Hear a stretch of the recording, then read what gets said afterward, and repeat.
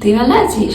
না, এমনিতে এখানে সবাই ভীষণ সাপোর্টিভ, কিন্তু যতই হোক জীবনের 23টা বছর যে বাড়িতে কাটিয়ে এসেছি, হঠাৎ করে একটা নতুন জায়গায় এসে সেটাকে রাতারাতি নিজের বাড়ি ভেবে নেওয়াটা, মানে বুঝতে পারছিস তো, একটু তো ডিফিকাল্ট। জানি না, হয়তো আমারও কিছুটা ফল্ট। কোথাও গিয়ে একটা মনে হয় এটাই যদি আমার নিজের বাড়ি হতো, মাকে বলতাম, মা আজকে আর কিচ্ছু রান্না করো না, আমি শুধুমাত্র আলু সেদ্ধ মাছের টক দিয়ে ভাত খাবো।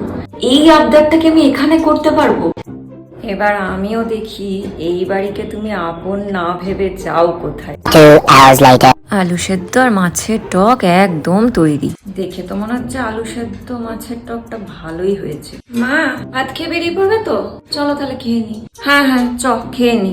মা, নমিতা দি মাংসের ঝোল ভাত বানিয়ে গেছিল না? হ্যাঁ, তো এটা কে বানালো?